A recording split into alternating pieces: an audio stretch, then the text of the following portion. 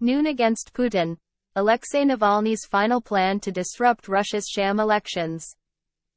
Russian citizens will spend this weekend casting their vote for their next president, even though the result has already been decided. Vladimir Putin, already the longest-serving ruler of Russia since Joseph Stalin, will win a fifth and unconstitutional term after polls close on Sunday. No amount of votes against him can prevent his victory, say the Russian dissident community, since the system is rigged and those that could challenge him have either been killed, imprisoned or exiled. It's impossible to win against Putin's regime through legitimate means, says Yevgenia Chirikova, who once unsuccessfully ran to be a local mayor in a Moscow suburb, with the help of Russian opposition figure Alexei Navalny. She is now in exile in Estonia, having had her life threatened by the authorities. But the Russian dissident community has nevertheless convened a plan to disturb this rubber-stamping exercise. Known as Noon against Putin, Russian citizens frustrated with the leader's rule are being called to head to the voting booths all at the same time, midday, the 17th of March, the final day of the election. We want this dark time to end. We want a clear, normal future, the campaign's website says. But we, citizens of our country, with our pain and our hope, are not noticeable either to the authorities or to each other. At noon on Sunday, March 17, the last day of voting, when we come to the polling stations, we will show others and see for ourselves that there are many of us. We can become a force that cannot be hidden behind drawn percentages.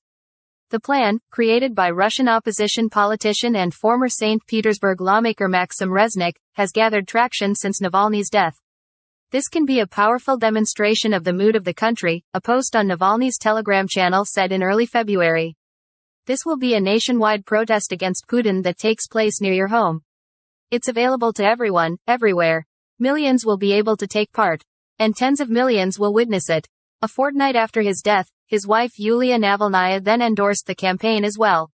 It has become what Russian independent media outlet Novaya Gazeta called Navalny's political testament. I want to do what Alexei thought was right, and I urge everyone to come to his memory, Ms. Navalnaya said in a video at the start of this month. This will be your personal contribution to the common cause.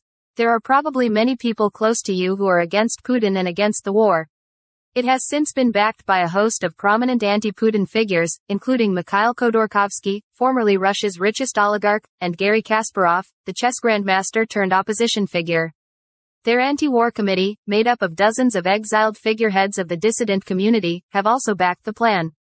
Nearly 20,000 Russians have been arrested for opposing Putin's war in Ukraine since he ordered the full-scale invasion on the 24th of February 2022. Hundreds were detained for merely laying flowers in memory of Mr. Navalny last month.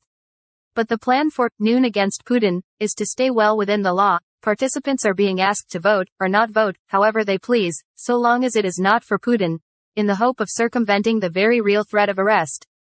Ultimately, the plan is one intended to show at least a shade of the true nature of Russian dissidents, in a country where the stakes for opposing the Kremlin are the highest they've been since Stalin's gulags.